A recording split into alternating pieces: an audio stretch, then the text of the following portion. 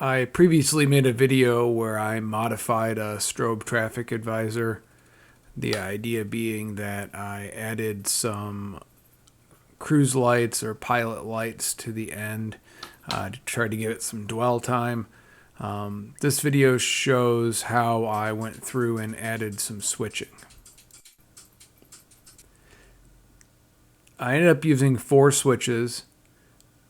2 of them were just on off, and 2 of them were progressive switching, meaning they have a position 1 and a position 2 that are both on. Those are the last 2 on the right.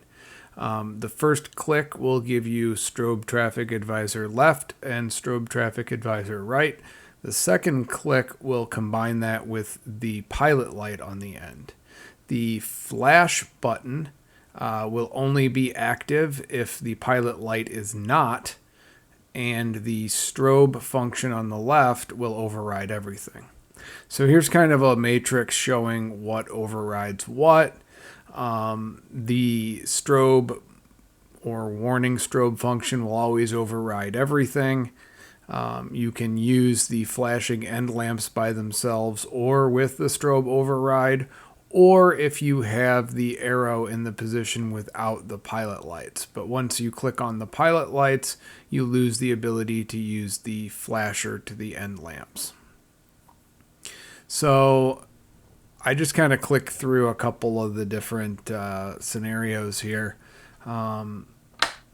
Starting here with just simply the strobe warning mode. The strobe warning mode just flashes the 3 on the left against the 3 on the right, or vice versa. It drops it into action flash. When I then add the end flashing halogen lamps, I am able to then have the end pilot or cruise lights flashing at the same time as the strobes flashing.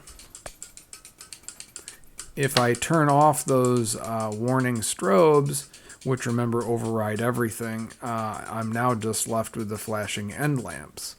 The flashing end lamps can work on their own, or they can be combined with the position 1 of the arrow function in either direction or center out. Position 1 of the arrow doesn't override those flashers.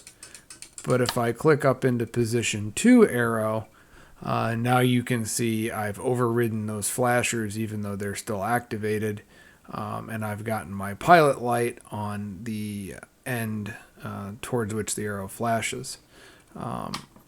I can do the same thing with center out, so that the pilot lights on both ends are illuminated because we are in center out arrow mode. And even though the flashing halogen is activated, it's not doing anything because the arrow overrides it. If I drop the arrow back into position 1 and turn off the flashing end lamps, I don't have the cruise lamps activated then, because remember, position 1 just does the strobe advisor. But then I click it back on and I get the flashing end lamps with the strobe advisor. So in position 1 arrow, I either have no flashing end lamps or I can turn the flashing end lamps on. But as soon as I click the arrow switches up into the second position, it overrides that flashing function and I get the pilot lamps. And that works center out or either direction. An example of both directions with the pilot lamp working, because the arrow has been clicked up into position 2, which is overriding that flash switch, which is still on. It doesn't matter if I turn the flash switch off when I'm in position 2. When I'm in position 1 arrow, if I turn the flash switch off, I do lose both the pilot and the flashing, and I get just the strobe advisor. Center out in this case now because I've activated them both. But if I click them both up to the second arrow position, I get my end lamp pilot lights If I click it back down, I lose my end lamp pilot lights. And then I could activate that flashing feature, or I could leave it just the strobe traffic advisor. But remember, as soon as I click that warning strobe switch, that overrides every other strobe function, and we go into a strobe warning mode. That strobe warning mode works with or without the flashing end lamps. I can flash just that strobe warning pattern on its own without flashing the end lamps. Those two are compatible features. They work independently of each other. They can be used together or separately. Together, you're flashing your end lamps and you're doing your action flash of your strobes. And if I were to turn off either one of those switches, I would lose them. As soon as I turn off the strobe warning flashing pattern switch, the first one, I revert back to whatever I had on. So going kind of through it again here. Position 1 is simply arrow to the right because it's the right switch. Absolutely nothing else, just strobe arrow to the right. I would have the option to mix other options with it, or I would have the option to upgrade it to strobe arrow with pilot, which is position 2.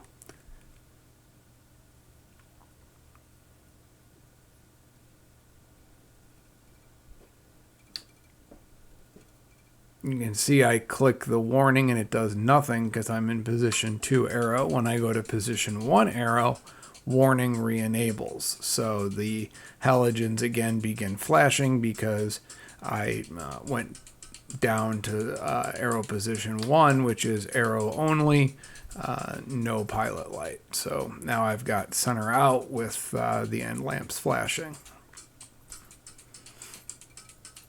When I upgrade those arrow switches to pilot lamp, it overrides the flashing, like I said before. So now I have center out arrow with my end pilot lamps, even though the flasher's turned on. But speaking of overrides, the flashing strobe portion, throwing it into action flash overrides all arrow features, all strobe arrow features. In this case, the flashing halogens are left on. And when I turn off that flashing strobe feature, everything that was disabled in the arrow fields comes back on. I just click those back down into arrow only. I can click them back and forth. All the way up is pilot light. First click is strobe arrow only, which leaves the ability to use that flashing halogen mode. So position 2 arrow overrides flashing halogen. Position 1 or position or the strobe warning switch overrides all strobe. So there's a series of different overrides here that you could do. Some of the overrides are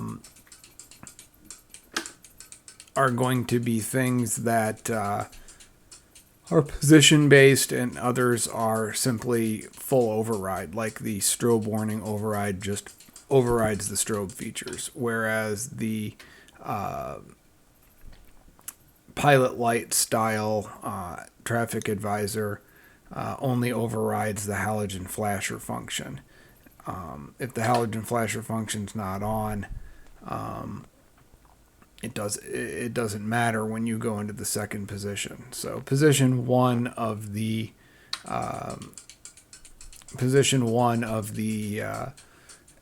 arrow allows for you to use the flashing halogen, or if you shut it off, you will just have no halogen options at all.